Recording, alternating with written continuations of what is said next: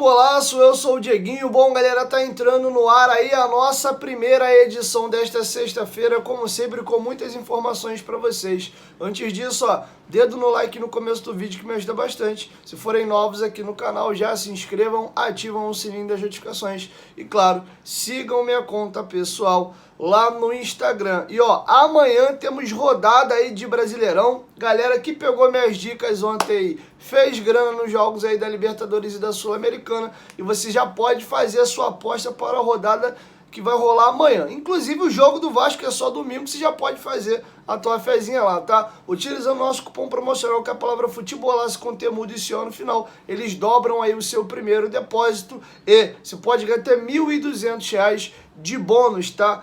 E a 1xBet, uma empresa séria, mais gigante mundial, tá com a gente aqui desde 2019.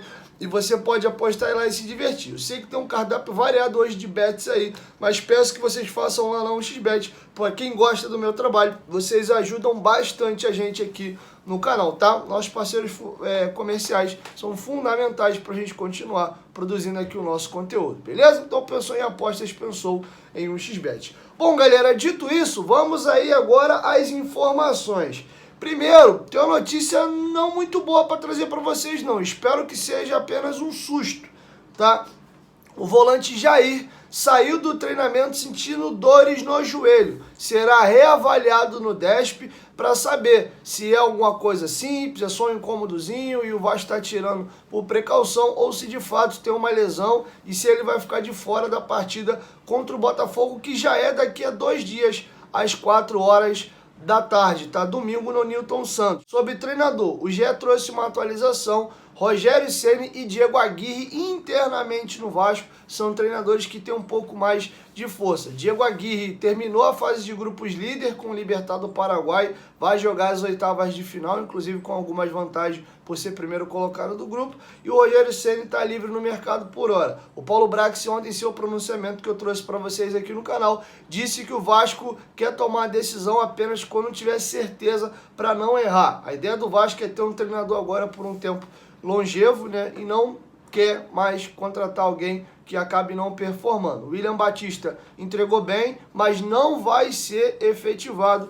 como treinador do Vasco, tá? O William Batista tá dando um fôlego pro Vasco conseguir mapear bem o mercado. O Rogério Ceni é um nome que agrada, mas tem essa questão do bastidor, então não é um nome que é unanimidade. Sendo que o Vasco encontra algumas dificuldades pela situação de tabela do time nesse momento, situação financeira do Vasco, que é um assunto que a gente vai discutir no próximo vídeo. Também não permite o Vasco fazer grandes investimentos num treinador e as opções disponíveis e mais acessíveis também não agradam muito. Então o Vasco está estudando bastante na hora de contratar o treinador para não errar. Inclusive hoje completa uma semana desde a demissão do técnico Maurício Barbieri e até o presente momento o Vasco não anunciou um novo treinador. Agora eu vou trazer para vocês uma notícia legal. O Gui recebeu alta, já foi para casa. Eu trouxe para vocês o vídeo dele jogando videogame com o irmão, né, sendo recebido no bairro onde ele mora, a saída dele do hospital, e ele foi visitar os jogadores do Vasco hoje. Tá passando para vocês aí na tela algumas imagens, foi bem legal, e o Vasco também divulgou alguns videozinhos curtos lá no Instagram. Eu vou deixar passando para vocês aí o Gui chegando ali, né, conversando com os jogadores no campo. Depois ele faz uma tabelinha com o Pedro Raul e logo depois também ele recebe uma camisa do Léo. Pô, cara, o Gui é um moleque incrível, que Deus abençoe, o ilumine e traga muita felicidade, abençoe o papai e a mamãe dele, que eu tenho certeza que passaram dias de muita dificuldade e de muito receio, né, pelo futuro da vida do filho deles. Mas graças a Deus o Gui tá firme e forte e virou nosso amuleto, né? Nosso anjinho da guarda. E, pô, que esses jogadores possam olhar para esse garoto aí, ver a vontade, a força, a determinação dele por lutar pela vida dele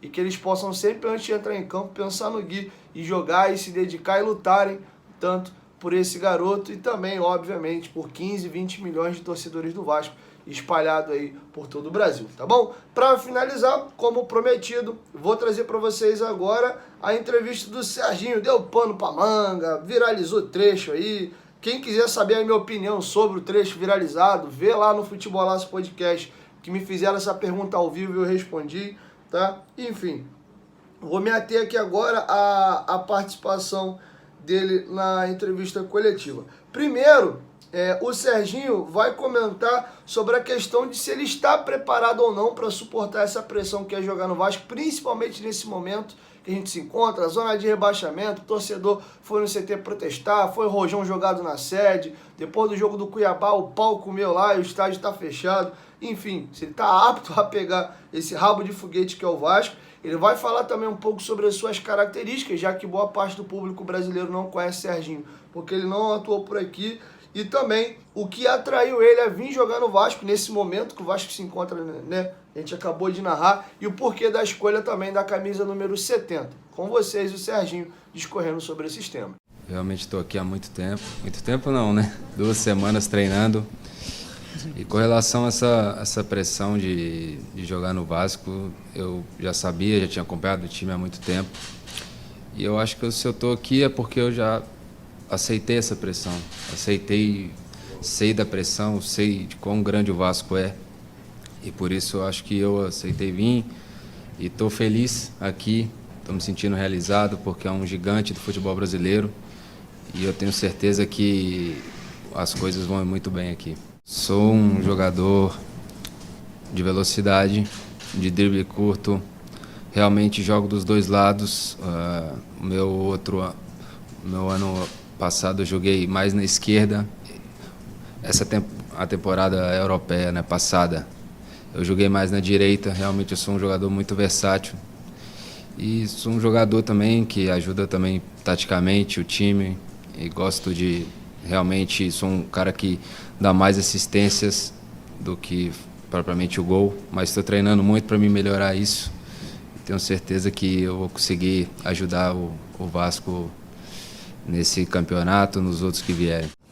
O que me atraiu foi realmente a oportunidade da minha vida, porque quando eu vim para o Vasco, eu vi a história, eu vi o tamanho que o Vasco é, e eu queria esse desafio para a minha vida, porque eu tenho 28 anos, na verdade o jogador tem um auge, né, nessa idade, 28, 29, 30, 31, e eu queria estar no meu auge aqui no Brasil. Eu escolhi vir para o Brasil, eu realmente tinha muitas outras coisas para fora, eu era um jogador que saía livre de contrato, mas quando o Vasco veio, eu simplesmente só aceitei, porque não tem como tu falar não para um Vasco, porque essa grandeza desse time é impressionante, e principalmente por causa da torcida também.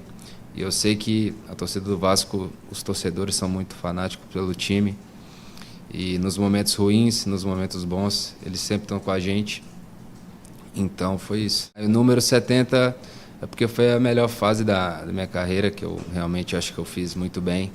E eu espero repetir aqui no Vasco. Bom, galera, para finalizar, o Serginho vai falar quem é seu ídolo no futebol e alguns jogadores aí de nome que ele já enfrentou na carreira atuando na Europa, e qual jogador que teria uma característica talvez que ele se assemelhasse. Ele vai citar o Willian do Chelsea. Ele aproveita e fala também sobre essa questão da expectativa baixa que o torcedor tem pela sua contratação, talvez muito por desconhecimento do que propriamente por achar ele um mau jogador, e como é que ele lida com isso. Para finalizar, ele fala também qual é a ambição que ele tem com o Vasco nesse campeonato, se dá para pensar em algo mais alto na tabela ou se realmente o negócio esse ano é só fugir do rebaixamento. E ele aproveita e faz uma análise sobre o momento do Vasco. Ele fala que vinha acompanhando o time já há um tempo, e ele faz o seu balanço do que ele achou do Vasco nesse Campeonato Brasileiro. Tem um ídolo que é o Messi, claro, né? Mas não tem condição nem de espelhar nele, que ele é maior.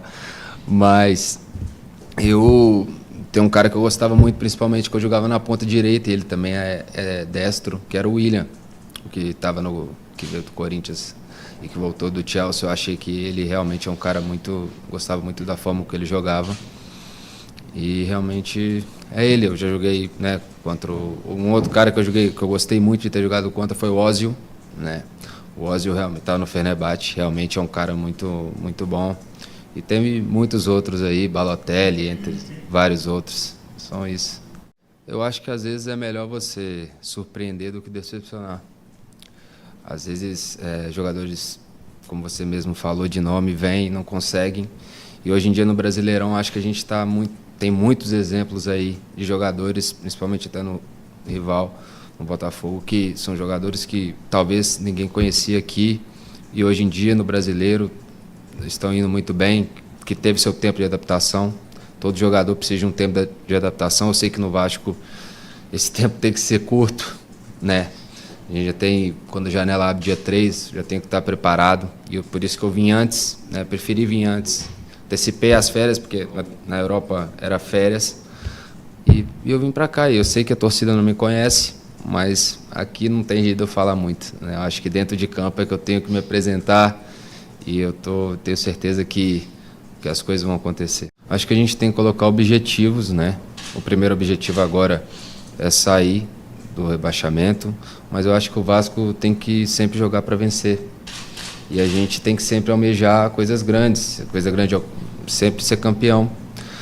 Mas a gente entende o momento e a gente vai colocar os objetivos que tem que ser colocados.